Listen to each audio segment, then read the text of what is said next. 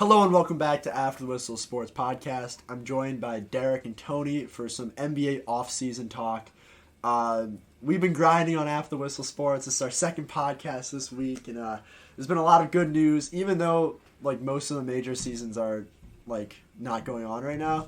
The off seasons are low key maybe more entertaining. So, especially the NBA off season, which has not seen. I don't think the start of it has been as good as in recent years. We haven't had huge. I guess we had a few huge moves, but we haven't had the one signing or the one trade that changes the landscape of the league. So let's just go over maybe some of the trades, some of the signings that have happened to this point. Again, we're still pretty early on in the offseason cycle for the NBA, but we got done with the NBA draft. I guess we could talk about that if we want. We're currently in the summer league, which we could talk about that if we want. We are I think in the third day of free agency, I believe, and there's been trades going on. So I want to start with, I think, something we called, even in our playoff podcast, the Jalen Brunson move. He was a, I believe, restricted free agent, right? And the Knicks offered him a, what are the exact terms of this contract again? It's 4 years, 104. 4 years, 104 million, which to me that seems like a lot. It seems like a Knicks move. But Derek, I think you explained this to me a little bit differently when it went down. So I'd just like to hear your opinion on this. Yeah, well, so I think the move makes Jalen Brunson the 15th highest paid point guard in the NBA, which is a fair price for him because he's probably an average starting point guard. And I think that's just a fair price to pay for him. I think he's probably an average level starting point guard, and I don't know if he's worth that much, but he's definitely going to make the Knicks better, which is something that seems like they want to do. Do you pay him more than you pay Jordan Poole? I feel like they're similar. I feel like young guards, they're in young guards are really interesting. I feel because unlike wings, where wings I get paying him all this money, even if they're not as proven, but I don't know if I'm paying a guy $100 million who played off ball of Luka and it seems like a lot of money. Okay. I can see what you're saying, but I think also, even when Luka was out, Brunson had some pretty spectacular playoff performances. He was able to run the offense and even I think go up 2-1 against the Jazz, just even without Luka. Just shows the ability of him to just play on ball even without Luka. So I think in that case, I think it was a pretty good signing by the Knicks. I don't know, Tony, what do you think? Besides a little bit of tampering going on, they're losing a pick for that, by the way. Yeah, they should. If the Bulls lost a pick for the Lonzo thing, I think they should lose a pick. Which is garbage. I think tampering's a part of the league. Everyone does it. They should allow it to happen. Okay, that's my 2 cents, but yeah. But I do think he has shown glimpses of superstardom. His dad is a coach on the Knicks. Obviously he believes in his son and would convince his front office to help believe in his son a little bit.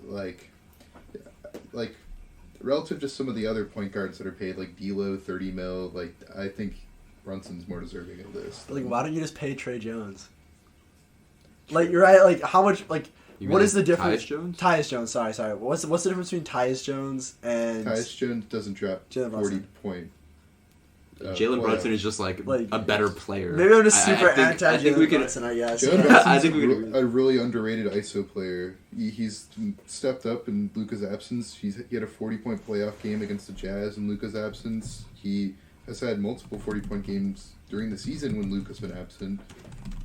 Smith looking up some stats. Yeah, so I'm looking up actually the salaries on this current Knicks team because usually when a guy or when a player is signed to a team, those teams who sign these types of players either have a really good track record of what they do or a really bad track record. So let's just see the salaries on this team, just see how they usually do when they're signing big time free agents. So they currently have $23 million guaranteed next year for Julius Randle. They have $18 million guaranteed for Evan Fournier. They have $15 million guaranteed for Derrick Rose. Okay. So far, not good. I agree with you. This is very clearly a Knicks move. You're taking a flyer on a person. Dude, they have $200 million tied in Brunson and Julius Randle. It's very clearly a Knicks move, but I don't think it's a bad move. Why do they do Brunson this? Could definitely pan out. He could definitely be a flop. He could definitely pan out. Yeah, but you want Brunson on your team is a really good second option for a championship contender. He doesn't fit this roster. I don't know what they're doing. They're trying to get rid of Julius. Mm-hmm. Like, But like R.J. Barrett, I guess, like he still hasn't really proven that he can be a guy.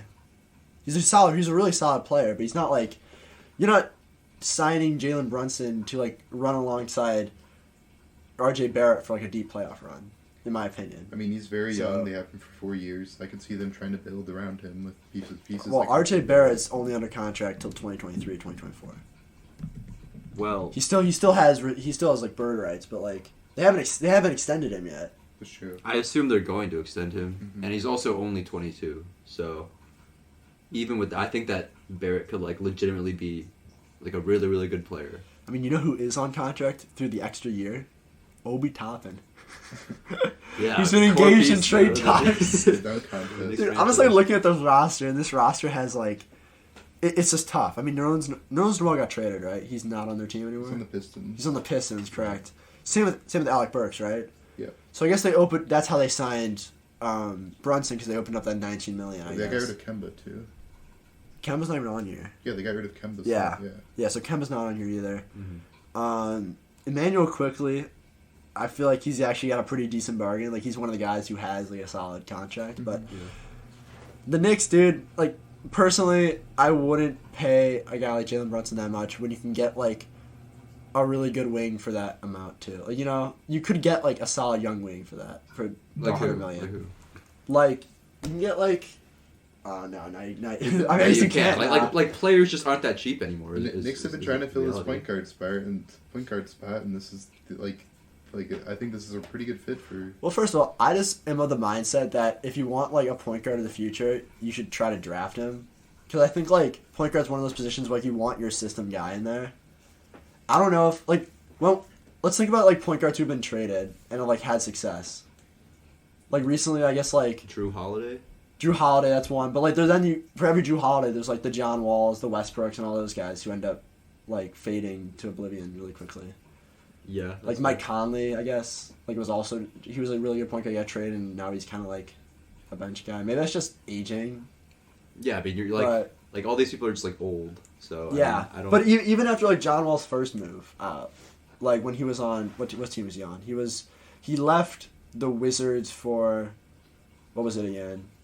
Pretty sure the Rockets. Yeah. Yeah. And like Well, because he came off like 2 horrible injuries. that's true. I guess I might be picking some bad examples here, but I like drafting. I think you just like drafting like the 6'6" I like drafting my point generational guard. like Cade guy. You don't need to like, draft. Listen, you don't need to draft a generational Like- point guard. I just think you don't need to overpay a guy who's like doesn't have that high of a ceiling, which I don't think Brunson has that high of a ceiling. It's a 40-point playoff games. What do you mean he doesn't have that high of a ceiling? He I- literally filled in for Luka's absence just fine. I mean, I think I understand though. Like I don't think he's ever gonna be a he doesn't superstar. pass the eye test. I will say that, not at all. But he's a very underrated ISO player. He plays a very grind and grit style of getting to the hoop.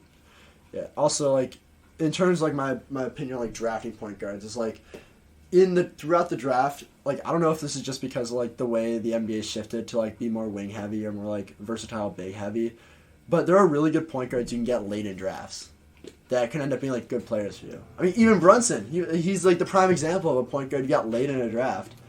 How many point guards are drafted in the lottery this year? Dyson Daniels? Is Yeah. that it? Jalen Williams, I guess, was later. My opinion is I think you can get good young point guards through drafts that are being undervalued. So like I don't understand like Yeah, but signing a guy I don't like really. this. I also don't trust the Knicks drafting. So I don't trust him signing. Anyway, the whole point is you don't trust the Knicks. Okay, Yeah, yeah. we're good with that. Let's move on. okay. Next big trade, we had Rudy Gobert. Let me get the details of this because I'm definitely going to mess up some of these random guys that the T-Wolves has sent. But Rudy Gobert to the Timberwolves for, I believe, a package of 4 first-round picks, 3 of them unprotected.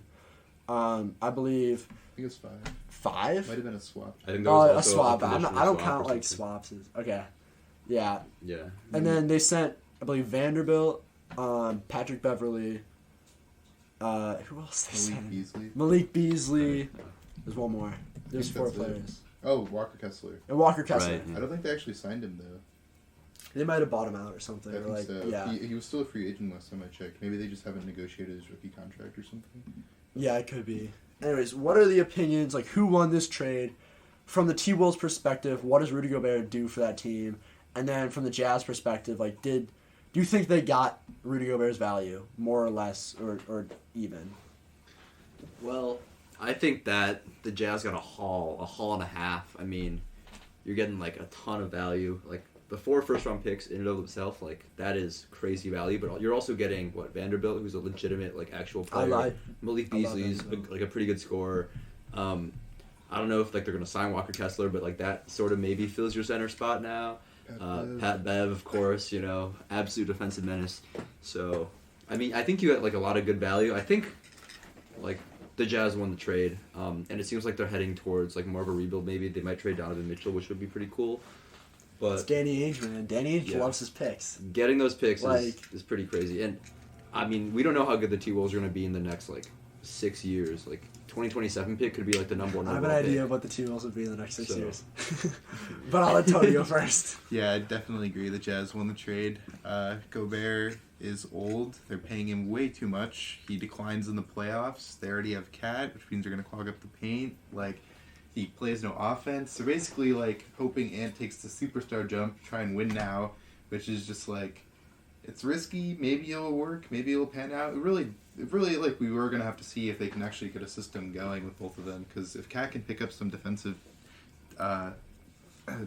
tips, I guess, from Gobert and vice versa for Gobert on offense, then maybe they could be a pretty deadly combination. Yeah, I agree with you too. I think what was sent over in exchange for Gobert was just so much value. Like the picks by itself are awesome, but Vanderbilt, really good young wing.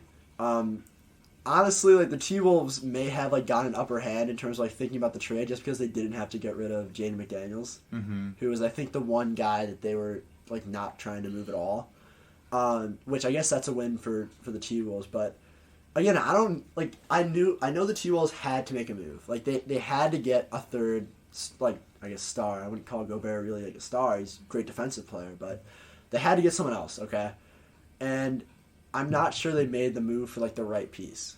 If that makes sense. I don't think so either. Like I thought they either needed another ball handler to go with Ant, like a really like D'Lo's fine, but he's fine. And I thought they could have used like another wing they could have thrown in there with like McDaniels and be able to run like a more small ball lineup with Cat at the 5, which I've read Twitter, people are saying that Cat's natural position is the 4. I still don't agree with that. I still think he's a stretch 5, like that's his spot.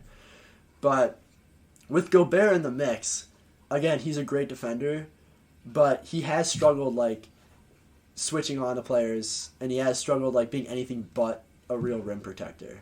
Yeah. And on offense, my worry is that Anthony Edwards is really good because there's so many open driving lanes when Cat's stretched out, and he basically takes away a rim protector from the other team, like, and Ant's able to excel in his like best strength, which is finishing on the hoop.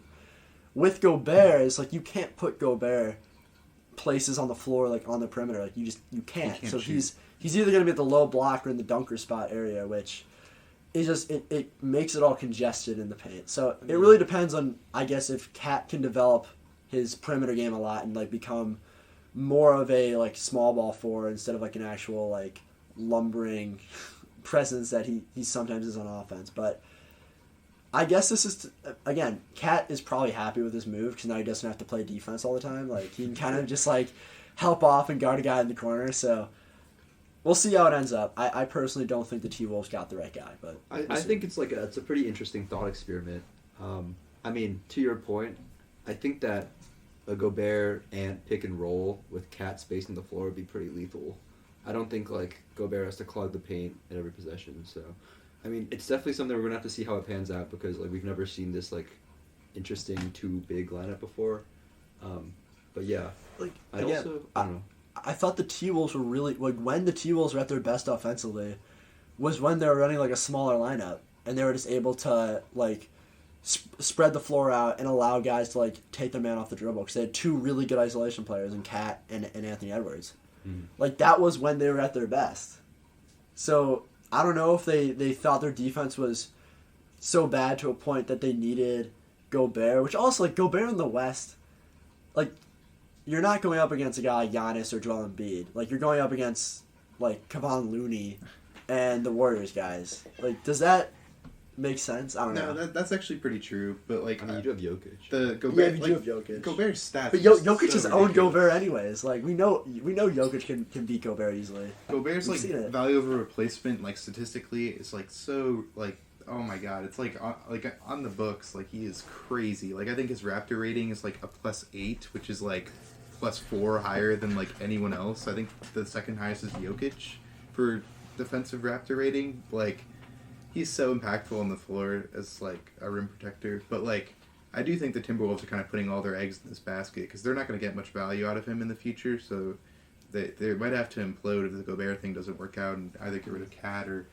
I guess D'Lo and Jaden McDaniels are still assets, but like they're kind of slim pickings considering they traded their picks and traded like Malik Beasley, Pat Bev, Vanderbilt. Yeah, Vanderbilt. like entire bench. Yeah, Mhm. after this trade, like assuming they don't make any other big moves in the offseason, do you guys think the Timberwolves are a top 4 team in the West?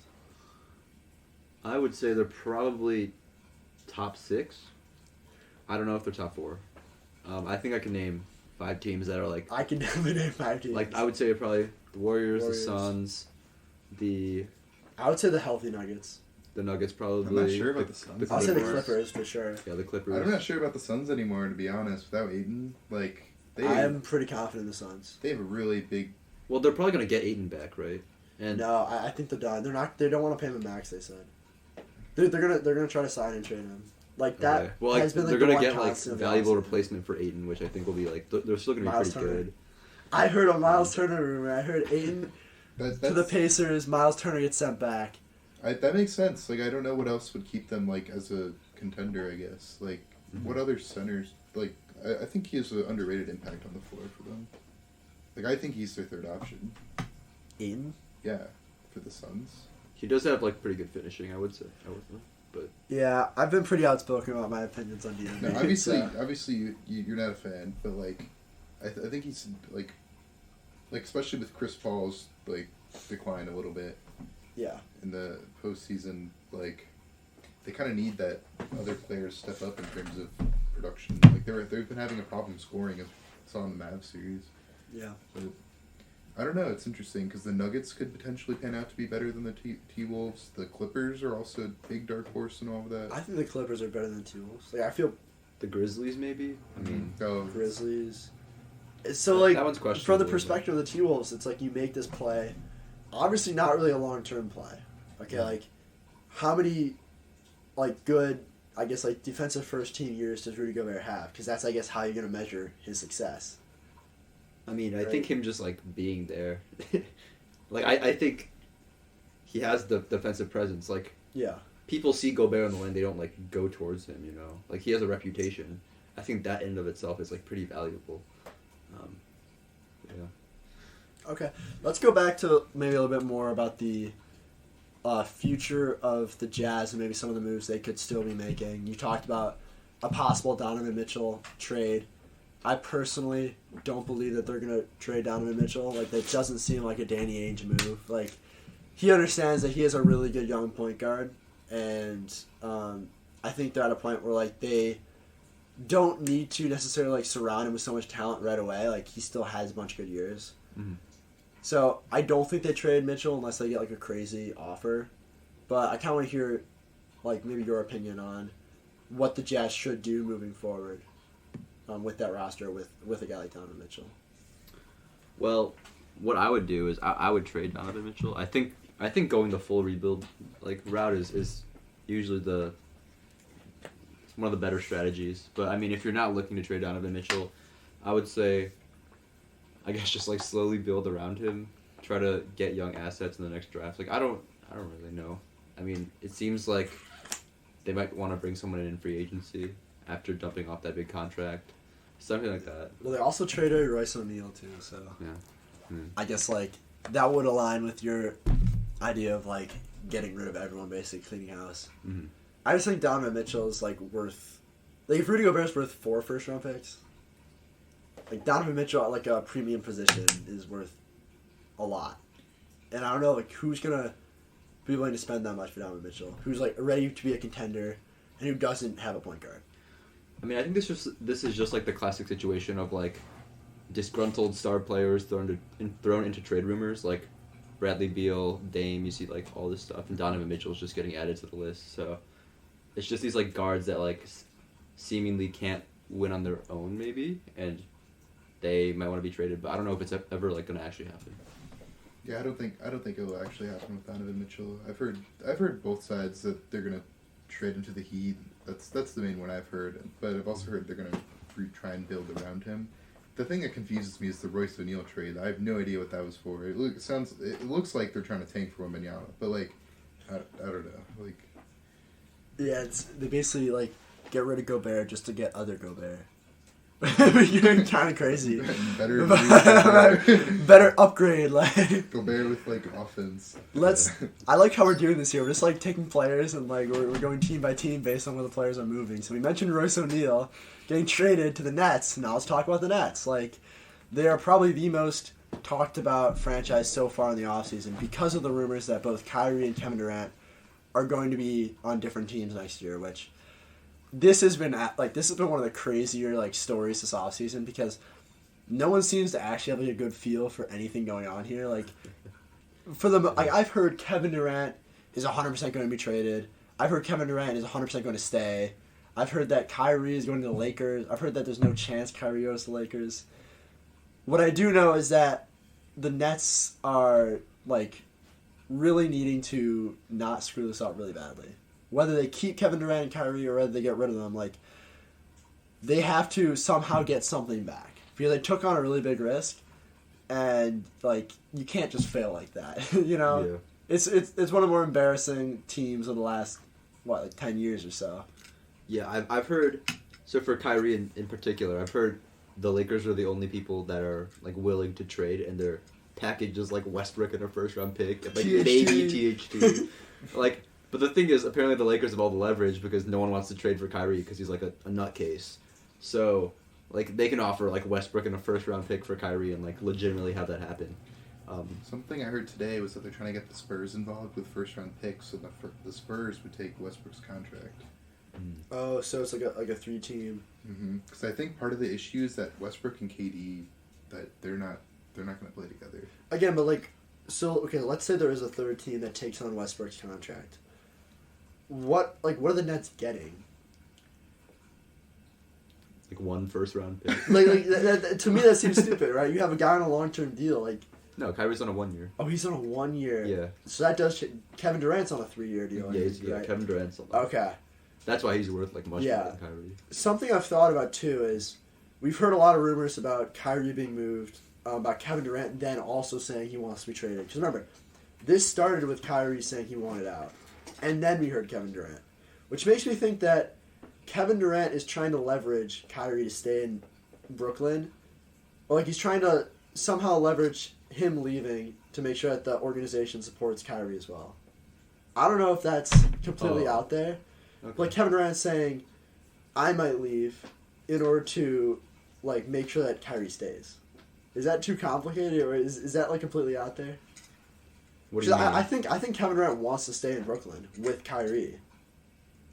Yeah, but I don't think anyone like wants them there. Like I've heard the Nets owner. Yeah, I think that's a smoke screen, by the way. I think he hates them, like legitimately. I think that's a smoke screen. I heard there's some irreparable relationships. Smoke I screen. heard. I saw a fake. it's all I'm trying to raise the price, man. I heard KD didn't talk to the front office for a very long time, then requested a trade. There was some. They were obviously fake jokes about Kyrie and Steve Nash's relationship being irreparable. Something about him like asking to see the Kobe Bryant trophy, or MVP trophy, which is obviously fake. Like, like very clearly fake rumors, but people are definitely trying to spread rumors that the relationship's irreparable. Something else I've heard is that Kevin Durant actually has a lot of say in the outcome of the trades, according to a lot of sources on NBA Twitter. Dude, the GM is now KGM or something. Like Kevin Durant taking the LeBron playbook. Well, the difference is Kevin Durant like can't control Kyrie. Like He LeBron also could. can't create a roster, so. Yeah, he's like, yeah, he's pretty horrible at that stuff. So what I don't understand is like, is Kevin Durant in any position to say anything here? Like, he's still under contract for 3 more years, and the Nets like aren't able. He wants to play on a team with other stars, okay, but he also like doesn't want to be traded for like these stars. Like, there's Yeah, no no, you it's can't have it not both possible, ways. Like, yeah. you're either getting traded away for good players, or you're not being traded at all. Yeah. Like, he's not gonna be traded to the Heat and still get to play with, like, Butler, Bam, Lowry, all those guys. Mm-hmm. Like, that's not how this Hero. That's not how this works. Same Yeah. thing with, like, I heard, like, what were the other rumors? The KD rumors, just like Phoenix. him going to Phoenix. Yeah, but again, I don't think the Nets are gonna find a good enough trade partner to move Kevin Durant. So at that point, what do? You just like. So I think he will play. I don't think this is a situation where he just doesn't play for 2 years. I don't think anyone can muster up the package that they want to get him. Like, They I heard, can. apparently, an anonymous GM said that a package consisting of Mikal Bridges, Cam Johnson, Ayton, and picks wasn't enough for Kevin It's not Durant. enough. Yeah, I don't think it is either. It's not enough. It probably isn't. I mean, 4-year contract. Getting like a top 5, top 2 Dude, player. these players have seen, like, all these stars basically request trades, and the organization's just like, I guess they just do it for them, okay? And, like, they have to understand that they can't just, like, do that. They can't just, like, walk out of this. Like, you need to get your values worth. Like, these organizations are still trying to win games, okay? Yeah, and the other thing is They're not just going to trade you because you're Kevin Durant, okay? the Nets also don't have any other picks because of the Harden trade. Yeah. So The Nets have made some mistakes, I feel like. it's definitely a tough situation to be in. You need to like still be good, but you need to like also sort of start that rebuilding process. Maybe I don't know. It's a big problem for like. I think the best package I've heard, I don't even know if this is offered by either team, but the best package I've heard is Golden State with a package of like Poole, Kuminga, Wiseman, Wiggins, picks. I don't think the Warriors would do that. And I agree. I don't think the Warriors I do don't that. think they should either. But So then, is there a third team that we haven't talked about that could be the team that gets him? Like, The Raptors. what could the Raptors offer? Let's hear it. Scotty Barnes, which they probably won't, which is the main reason, because they are looking for a young star in addition Okay. to, like, picks and... For the sake of the argument, let's assume that Scotty Barnes is included in this The trade. package I heard was Scotty Barnes, Gary Trent Jr., like, Kem Birch or someone, and picks. I'm bunch still of not picks. accepting that. I've heard the Grizzlies maybe offering like Jaren and then a couple other young pieces and more picks. Not accepting that either. I mean, like I think the Nets Like- will have to cave at some point. But like, do they I- though? They I don't don't- have to. Like I we don't know if Kevin Durant will play or not. Like that's up in the air. If he sits out for 2 whole years, like, I you think- know what that does for his legacy, dude? I He think the most can't likely- afford that. I think the most likely option is he runs it back. They've tried to build a really good roster around him with some pretty good free agents. Royce and O'Neal. signings. Like Royce O'Neal with the trade. TJ Warren's pretty good. They got Joe yeah, Harris TJ. coming back from injury. Ben Simmons coming back from injury, I think. Yeah, the back thing. Like mental injury or like physical? Who knows at this point, but they're constructing a pretty good roster around those core pieces and getting some pretty solid backups.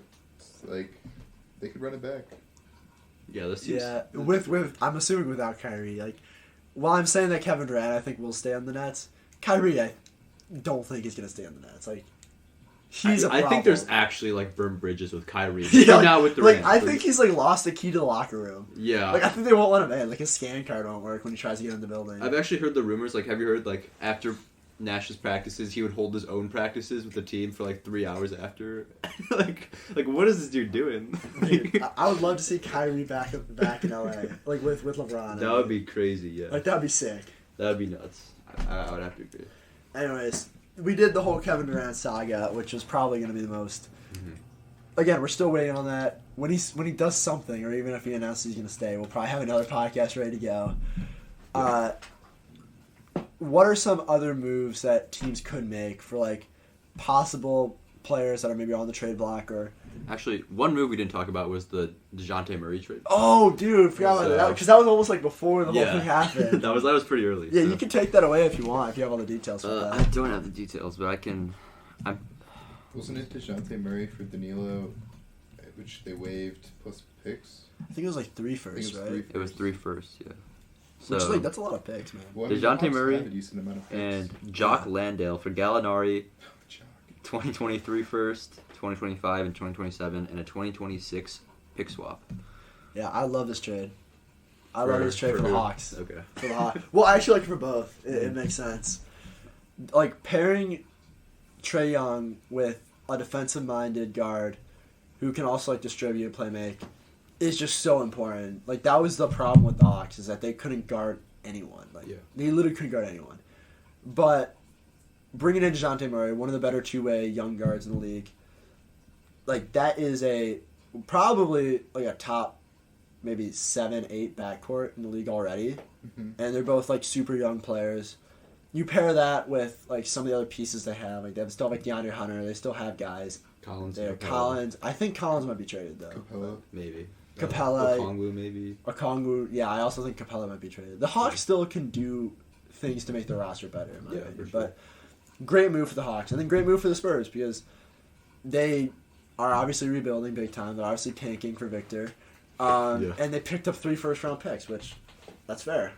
Yeah, I mean, I like the move for the Spurs and the Hawks. I mean, people were saying the Spurs got fleeced, but they didn't, dude. I mean, I think it was like obviously DeJounte Murray's like a pretty good player, but if you're going for a full rebuild and you want Wembanyama, and I mean DeJounte Murray has 2 years left on his contract, he's gonna want to bag in a couple of years, and maybe that doesn't fit your timeline. So I think it wasn't a bad move.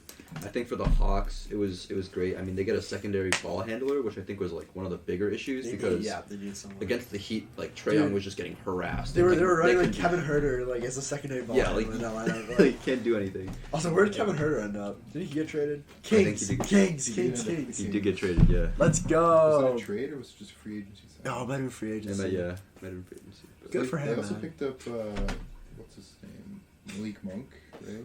The Kings, Yeah, the Kings are subtly putting together a great offseason, guys. Keegan King season, let's go, baby. Keegan Murray. Yeah, actually, let's do this actually, because we could talk about draft stuff as well with this segment. Okay. Let's each pick a team, and we'll give them like draft grades for how they've done so far in the draft, how they've done the free agency, and then maybe like predictions on like what other moves they can make.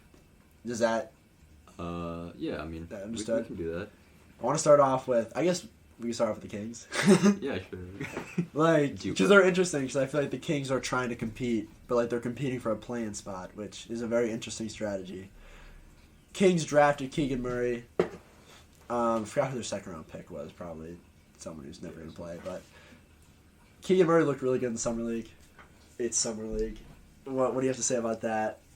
Like, I mean, as far as the Summer League goes, he looks really, really good. But obviously, game. like, 2 games now. Or 3 games, maybe. Yeah. I know he put up like 20 like yesterday or like 2 days ago, again. But he's been looking like pretty good. It just looks like he can at least shoot the ball, which is something you need next to Fox and Sabonis. I mean, I don't necessarily like the pick over Ivy, but I think, yeah, like. Well, what like grade would you give him in like the offseason? In the offseason so far, probably like a C-. Which is above average for the Kings. Yeah, it's usually like a D-. Anything like higher than a D- for the Kings is beautiful. Yeah, I'd love to see that. It's an above average. A C- for the offseason? Yeah, I think so. Dude, Kevin Herter. I mean, the Kevin Herter and Monk signings are like they're those pretty are good signings. Those are good signings. I would do it closer to a B, to be honest. Like, I would also say a B. Interesting. I like it. Like, my reasoning is, well, okay, obviously the Jaden Ivey thing, we'll see who pans out, but history suggests Jaden Ivey will pan out. We'll see. But Keegan Murray did fill an important role, which is looking for a 4, so Sabonis can play the 5. It's exactly what they need. They made some great pickups in terms of guard depth with getting Kevin Herter, Malik Monk. I'm not sure if I agree with letting Dante DiVincenzo walk. I guess, I don't know, he went to the Warriors, but he was okay. Like, that's probably one of my bigger gripes with the Kings did, but overall, I think they did better than they traditionally do, and for that, I would give them like maybe a B-, a B. Yeah, I don't want to spend too much time on the Kings, but I would also give them probably a B. I think, again, I like Keegan Murray as a player. I didn't like him more than Jaden Ivey, but I guess like they went the route of picking best fit instead of best player available, which we'll see. That's worked in the past. That's also like been detrimental to a team in the past. Should be good though. Yeah, I like Kevin Herter a lot actually. Even though I was roasting him with his fit on the Hawks, I think he actually fits a lot better with the guards in Sacramento. Wait, so Kevin Herter wasn't a free agency signing. He was a trade for. He was a trade. Okay. Mo Harkless, Justin Holiday, and a first-round pick. So they traded a first for Kevin Herter. Yeah. So I mean, I don't know if that changes your That's not an calculation. overpay, right? I I'm trying think to talk that's- myself out of that not being an overpay. I mean, Mo Harkless and Justin Holiday, like, Yeah, whatever. who cares? Like, But I think the picks, like... But they also they needed 3-point shooting. is The it their Kings. pick? I don't think it's their pick. It's probably like. Yeah, I don't think So I'm looking through this roster. Let's see. So the Kings have like De'Aaron Fox at the 1. God, who are their other guards, dude?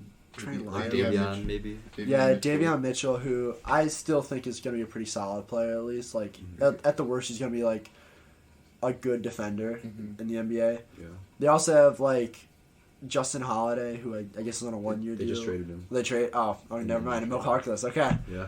Who else is on this They team, Herder dude? Monk now, too. His other cards. Herder, Monk. Chemezi Okay. Metu, Yeah, they do Chemezi Metu. Rashawn Holmes. That's have Nevis Keita. Harrison Barnes still. Oh, Harrison Dave Barnes. Yeah. I mean, the team might make the play-in. Like, I was I was like, this roster, they're not paying anyone, dude. What center? All these guys aren't being paid. I don't know what centers they have.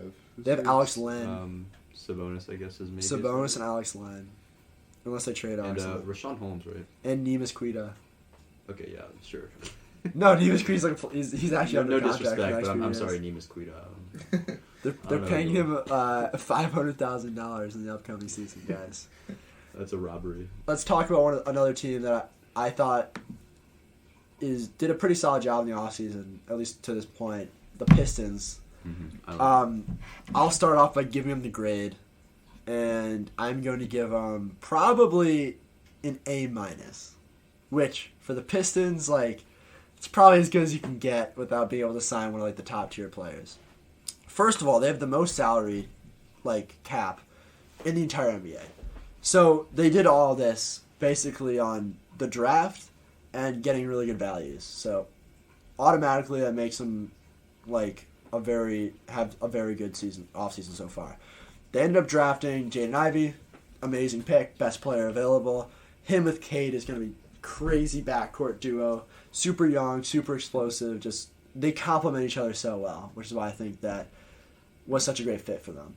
And then they ended up trading to the 9th pick, I believe, like through the Hornets and the Knicks. They traded for Jalen Durant, who, again, amazing pick and amazing fit for the team. Great shot blocker, good defender. He was like the youngest player in the draft at like 18. He like just turned 18 years old. And he, like, the core now of Cade Cunningham, Jaden Ivey, Sadiq Bey, and Bagley. No. You almost had me say Bagley. Dude, no, he just signed a 3-year, $37 million deal. These are 4. Yeah, but like, is he? I was talking about the good young core. I was No, talking, come on. this is don't why I'm talk not an A+, Bagley. dude. Okay. I mean, And Durant is just. They're going to be good in a few years. I guess we could talk about Bagley, sure. Okay. Go for it. I don't think he's that good, but Well, sure. I don't think Bagley's that good either, but I think it's like it's notable that they have like a good young core. They also signed Kevin Knox, for what it's worth. I mean, he's a he's a guy. Yeah, but they also that trade was good. I like Dude, center like depth is Jerome. crazy now. Yeah, I like the draft for them. I mean, Burks is a pretty good veteran guard to work with like Ivy. Yeah. for Do they sure. still have DeAndre Jordan? Or was he moved? I have no idea. They still have Killian Hayes, I think right? the Nuggets signed Yeah. DeAndre Jordan, actually. Still have Isaiah Stewart. They have Isaiah Stewart. This team's not terrible. They This might team's have actually really They might good. have a Linux still. Too. I mean, I think Yeah. I'll give them an A. Honestly, like I Give think them they an just had a really good offseason. God, Bagley. They Really got their guys. overpaying Bagley. They have a really bright future. Paid Bagley $37 I million. don't really understand the Kemba Walker stuff, and they still have a max to give out, don't they? They do. And DeAndre Ayton, dude. I don't think they do anymore. Because they traded for Oh, Noel. because they got They took Noel out, like, and Kemba Burks, Walker. right? They bought out Kemba's contract, too. Yeah. So I actually don't think they have the max available. They They, had, have a Jalen lot, though. Durant. Didn't they have like 56 million or something ridiculous? Yeah. 70. Let's see. What is this? Where can I find salary cap? Anyway, I knew that before the draft and stuff, and before the free agency signings, they were the team with the most cap space available. Mm-hmm. So I'm not quite sure what that number was, but like they did the right thing. Like I'm looking at Philadelphia, like they did the rebuild like really well, and now we just wait.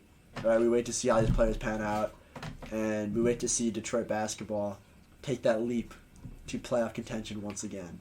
Yeah. One last team I do want to talk about is Charlotte Hornets. You want to talk about the Hornets? I I was gonna say the thought we were going to Celtics, talk about the Hornets because I was going to but- give like an F for the offseason grade. Yeah, I mean, we can go Hornets and then Celtics. Where do we even start with the Hornets? Like, honestly. They're losing. I mean, I don't think a lot of it was their front office's fault. Like, their players No, are I'm just talking- like... as a team, their offseason is like dreadful. Yeah, they're kind Yeah. of in shambles now. I mean, I don't think Miles Bridges should play another NBA game. Yeah, but they can get him really cheap. They could. Dude, True. maybe this is a... I heard they're not giving him the qualifying offer. No, they're not. So, yeah. But also, like, obviously, like, the Montrezl Harrell stuff. Miles Bridges was just, like, off something. Like, he was, like, drinking lean. And then he got, like... He, like, posted that, like, on his Instagram story. And then he, like, did this other shit. So, he's, like, pretty fucked. But, Yeah, he's done so.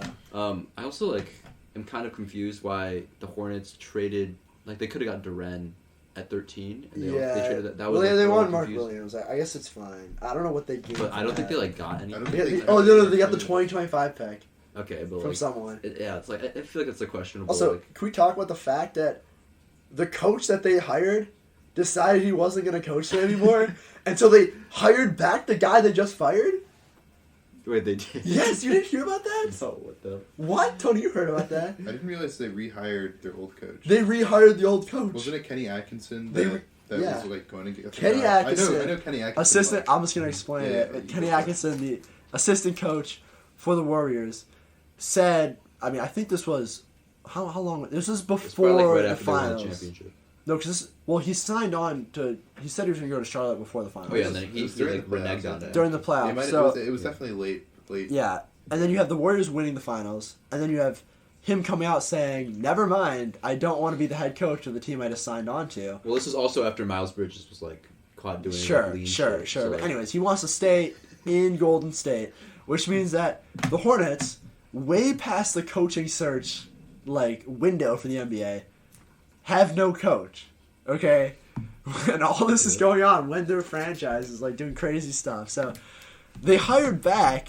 I gotta make sure I'm correct on this because I could be messing up the names here, but I don't think it was, like, the guy they just fired. Yeah, I I think don't it was think an so old either. coach, I but not, think like, a guy. yeah, I think it was an old coach that they got rid of earlier, maybe. Yeah, that's what I think. Or who moved on. Like, wait, let me look this up. Because I want to make sure we have the right information here.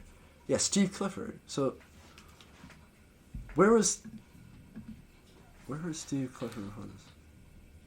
I think Dude, he coached I'm for the reading Clippers, random maybe. stuff that, like, they're going to hire Mike D'Antonio. What? Like, they already got the new coach. Hmm. Anyways, complete dysfunction. Like, Michael Jordan's franchise is just... Yeah, this is what happens when you let a fraudulent goat run a franchise. Seriously, can we soundbite that, No, please? That's gonna be the intro of the next pod, bro. This is what happens when a fraudulent goat gets a franchise. Yeah, if LeBron ran the Hornets, it's like, it's not happening. Okay, well, LeBron kind of does run a franchise, Yeah. and we've seen how that's worked out. Le So. GM. Fair enough. Is there anything else we want to go over? The last thing I want to talk about is Yes. the Malcolm Brogdon trade. Oh, yeah. It's kind of like not as big as like maybe the DeJounte Murray trade or like the Gobert trade, but I think it's still like something pretty substantial. So I believe they gave up like 7 random bench players. Like the Celtics gave up like Nick Stauskas, Daniel Tice. it's Nesmith. Yeah. Nesmith, Tice, Stauskas, Malik Fitz, Jawan Morgan, and a 2023 first for Brogdon. So just like 5 of their bench guys and a first for Brogdon. I don't know, Tony. What are your thoughts on this trade? I think it's the piece they were looking for. Like, it's a defensive Yo, guard. he who can takes him play over make. the top. The Malcolm Brogdon It's a signing. defensive. It's a defensive playmaking guard. I think he had a 50, 40, 90 season over the last few seasons. I'm pretty sure he averaged over 20 points per game. The only thing is a little bit of injury proneness, but like coming off the bench, that could help avoid that issue a little bit. Like, he was exactly what they're looking for, and I think that's a great pickup for like little cost. Also, by the way, Malcolm Brogdon's been in the league for so long, dude. He's 29 years old. Excuse me? Dude, he was drafted like 2014. I thought he won like Rookie of the Year like 3 years ago. Exactly. Can we just talk about like Malcolm Brogdon had like that Rookie of the Year season with the Bucks, and Wasn't like he, fell 25? he fell off the face of the earth. Yeah. Like, what was he doing with the Pacers? I think he was actually having some pretty good seasons, but like it's the Pacers, so no one will talk about him. Dude, he's drafted so long. I think that Brogdon is what the Celtics wanted out of Derek White.